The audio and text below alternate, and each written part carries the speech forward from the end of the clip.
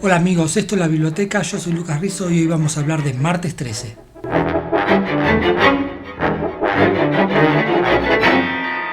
Bueno, antes que nada, como siempre, quiero agradecer el apoyo que está recibiendo el canal y si, como siempre, les pido si pueden colaborar para que esto siga. Abajo voy a dejar mi alias de Mercado Pago para los que quieran y puedan, les voy a agradecer y todos les vamos a agradecer, así esto puede seguir sucediendo semana a semana. Bueno, vamos al video.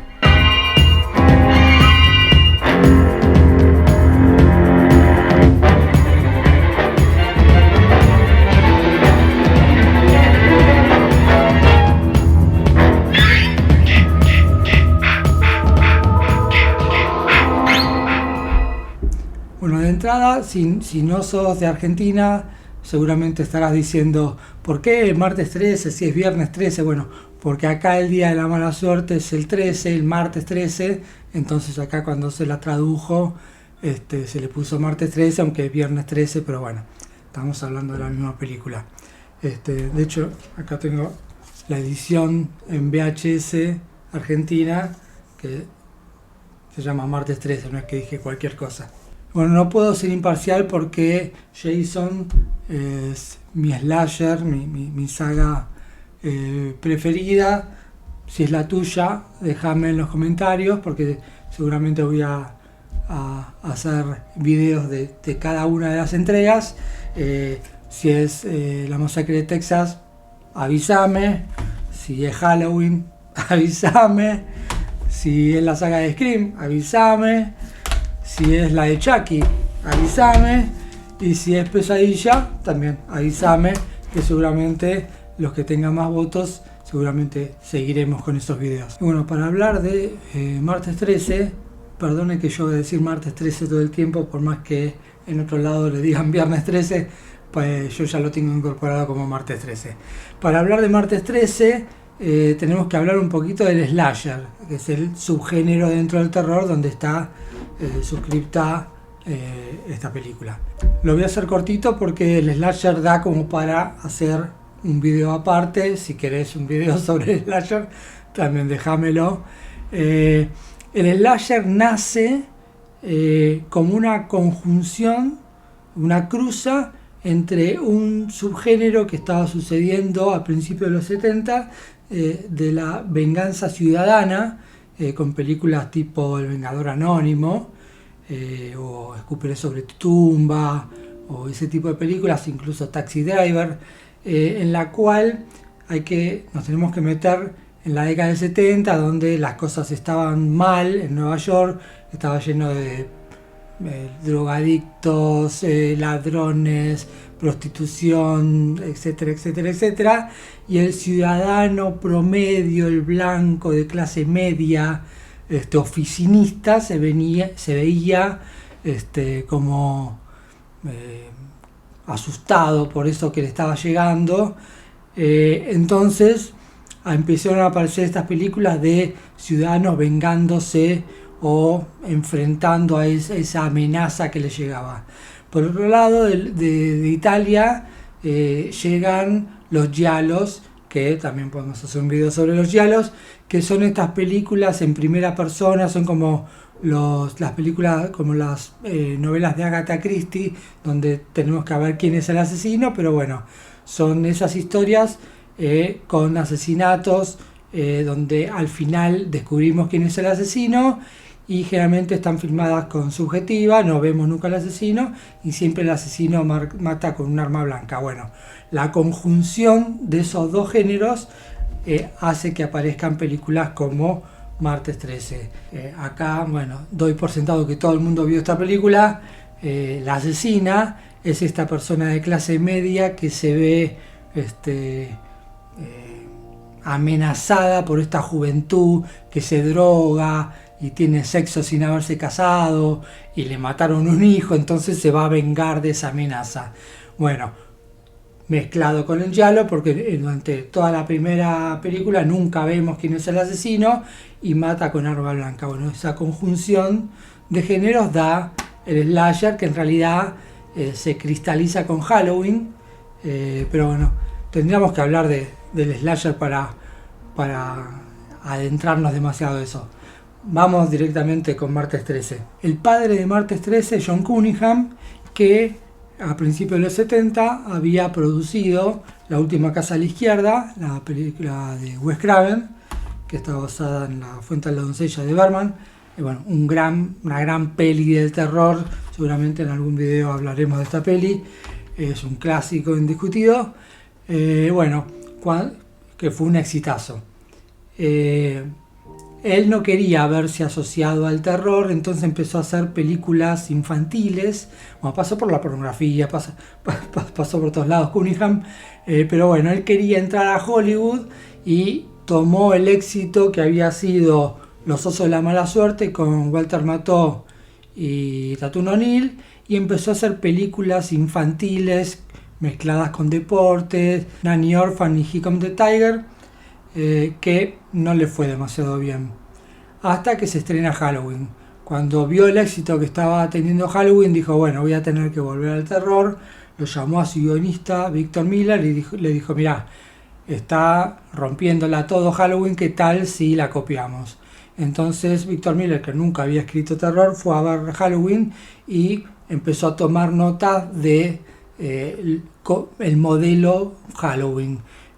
Unos jóvenes que están aislados del mundo adulto son asesinados uno a uno por un asesino imparable con un arma blanca. Básicamente esa es la estructura, y que hay una Final Girl que al final se encarga de liquidar a este asesino. Con esa estructura, él lo primero que hizo, ¿dónde puedo aislar a los jóvenes de la mirada adulta? Entonces se acordó de cuando era chico que la había pasado muy mal en los campamentos de verano, así que eligió esa locación. Y el gran aporte de Cunningham fue el nombre, Friday the 13th, que le vino a la cabeza y dijo, este nombre es demasiado bueno. Lo publicó, hizo un póster, lo publicó en una revista de la industria, Variety, y dijo, si nadie me hace un juicio, quiere decir que esta película nadie la usó antes. Lo que pasa es que por ahí muchos no saben que sí existía una película, existía un clásico con Boris Karloff de la década del 40, creo. Pero el año anterior, en el 79, se estrena una película que se llamó Viernes 13, y era de tan bajo presupuesto que los productores dijeron, nos sale más caro contratar a abogados que cambiarle el nombre. Entonces a esa película le cambiaron el nombre por The Orphan y le cedieron el título de Viernes 13. Teniendo ya un esquema y teniendo un título, se largaron a hacer la peli. El comienzo de la peli lo sacan de Psicosis. Recuerden que al principio de Psicosis la protagonista agarra un auto, se va, para en un motel y la matan. Lo novedoso de Psicosis es que la protagonista muere a la mitad de la película. Acá no muere a la mitad de la película, pero la película arranca con una joven yendo al campamento y antes de llegar la matan. O sea que la que creemos que va a ser la protagonista muere a los 15 minutos de película. Otra cosa que toman de Psicosis es la motivación del asesino, en este caso la asesina. En Psicosis es un tipo que está obsesionado con su madre y la ve y habla con ella, y acá es al revés, es una madre que está obsesionada con su hijo y también habla con el hijo, y hay una psicosis como que se mete en el cuerpo. Es muy similar la motivación de Norman y Pamela Voorhees, la mamá de Jason, porque está tomado del modelo Psicosis. Otra de las cosas que hicieron que Martes 13 fuera un clásico fue Tom Savini, el creador de los efectos especiales, que venía de trabajar con Romero en las películas en Dawn of the Dead y en Martin. De hecho actúa en Martin. Martin es una de mis películas preferidas, algún día haré un video sobre Martin. Y él había estado en Vietnam, tenía un libro con fotografías de heridas que las utilizó en Martes 13 para copiarlas y que sea más realista, y él tenía como muchas imágenes terribles de Vietnam, que fue la motivación, las imágenes que hicieron que él creara todos los efectos que hizo. Un gran aporte que hizo a Martes 13 fue la cara de Jason, porque en el guión, en realidad en el guión original Jason ni aparecía, era como el MacGuffin. El MacGuffin es una terminología que creó Hitchcock, es algo que impulsa la trama, pero que en realidad no importa demasiado. Por ejemplo, en las películas de Hitchcock era esto del microfilm, que bueno, todos sabemos que es re importante y lo tenemos que alguien es capaz de matar por ese microfilm, y nadie sabe cómo es un microfilm, no importa, pero sabemos que es re importante. Bueno, acá Jason, no importa cómo era Jason, la cosa que era importante para la motivación de la madre, bueno, Tom Savini le dio cuerpo a ese Jason, y de hecho creo que fuera síndrome de Down, que en el guión ni figuraba, y eso ayudó a Betsy Palmer, la que hizo de madre de Jason, porque le dio una motivación más importante a la hora de querer defender a su hijo. ¿Sí? No es lo mismo tener un hijo que no tiene ninguna discapacidad que un chico discapacitado.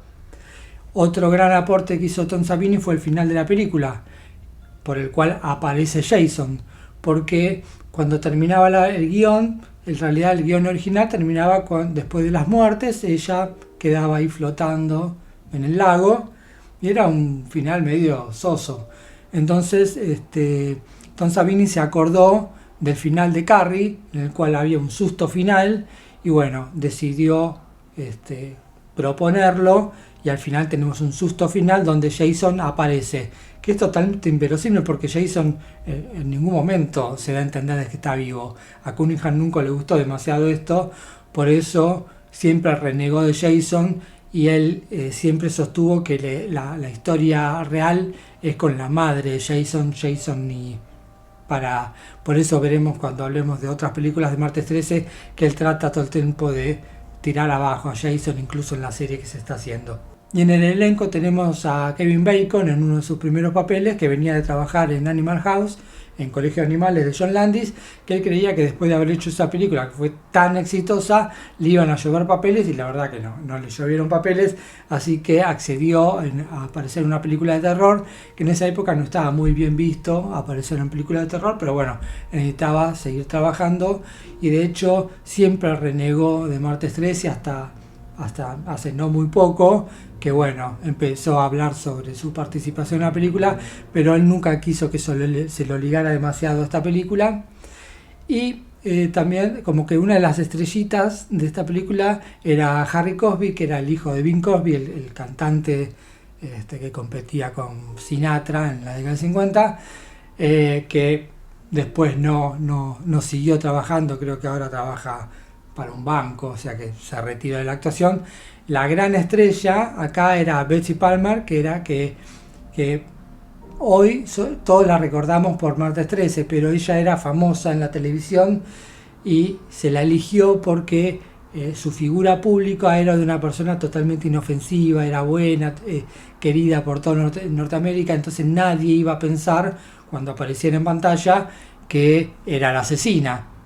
Para nosotros no tenemos esa impresión porque nosotros la conocemos en realidad por esta película, no por las series de televisión que ella hacía. Y ella accedió a aparecer en esta película porque pensó que no le iba a ver nadie. Ella se le había roto el auto y lo que le ofrecían por aparecer en esta película era lo que salía a arreglarlo. Entonces dijo, bueno, hago esta película que va a estar en autocines, no la va a ver nadie, y yo creo que lo quería cambiar el auto. Yo con esta plata puedo cambiar el auto, así que bueno, lamentablemente para ella no fue una película pasajera y se hizo súper famosa por esta película. Durante mucho tiempo renegó de esta película, pero bueno, finalmente apareció en las convenciones, le empezó a agarpar haber aparecido en esta película. Y la idea de contratar a alguien famoso para esta peli venía de una moda que había en los 70s porque el terror en esa época no es como ahora que las grandes productoras saben que hacen una película de terror, les va a salir poco y van a ganar un montón de plata.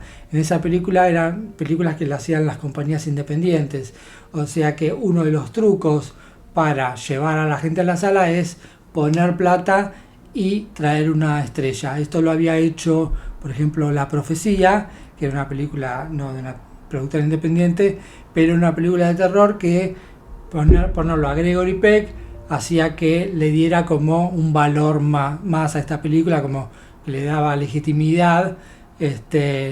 Y bueno, esto a menor escala, porque Betsy Palmer no estaba a la altura de Gregory Peck, era lo que se intentó hacer cuando se contrató a esta mujer.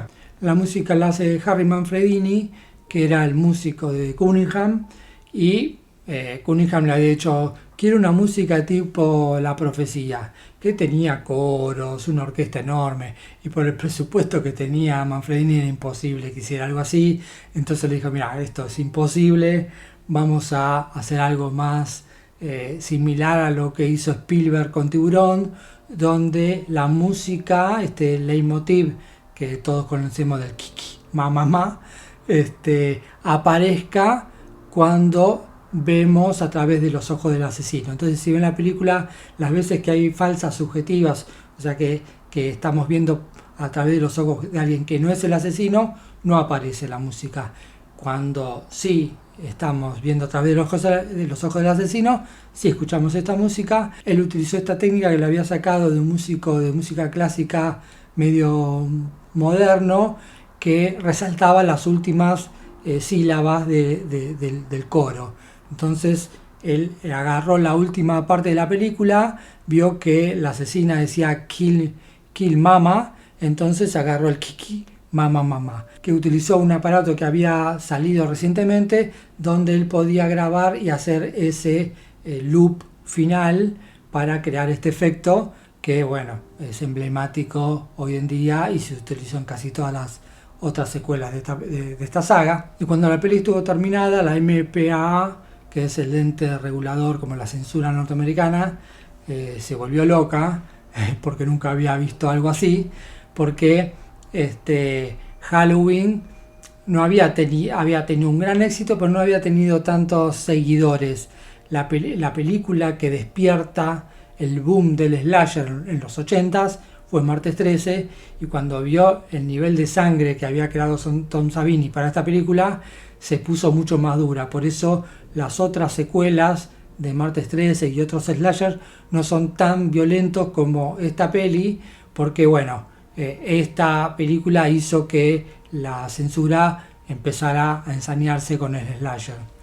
Y fue un éxito tan grande que le ganó a películas, a tanques de ese año. Le ganó a Flash Gordon, que estaba pensada para ser un tanque, le ganó al Toro Salvaje, le ganó a Mad Max, le ganó a Fama, le ganó al Resplandor. La película más taquillera de ese año había sido El Imperio Contraataca, pero miren a los tanques o a los clásicos que le ganó Martes 13. Y generó el furor que pronto empezaron a aparecer un montón de copias de Martes 13, que era la copia de Halloween. Apareció Noche de Graduación, apareció El Tren del Terror, apareció The Prowler, The Burning, infinidad de slasher, y muchas películas que no eran slasher, como Él sabe que está sola, un montón de películas que no estaban pensadas como slasher, se le agregaron escenas slasher para que pudieran meterse dentro de esta moda. Y al año siguiente claramente apareció Martes 13-2 para no quedarse atrás de y quedarse con un poco de ese pastel que se estaban repartiendo todas las demás. Incluso obligó a Halloween a sacar una secuela para ver si podía recuperar algo de lo que no se avivaron que podían seguir facturando después de Halloween 1. Bueno, esto da para hablar un montón. Escribí un libro sobre la saga de Martes 13. Si querés, voy a dejar el link abajo, lo puedes conseguir en ebook, que cubro toda la saga, incluso la serie que se va a estrenar. Podés chequearlo, está buenísimo. Bueno, esto es todo por hoy. Si te gustó el video, avísame y seguimos hablando sobre martes 13. Obviamente te voy a pedir un like, que te suscribas, le des a la campanita, así te avisa cuando salen los próximos videos. Si podés colaborar, voy a dejar el alias, te lo agradezco, te voy a agradecer en el próximo video. Y bueno, como les digo siempre, nos vemos en la próxima.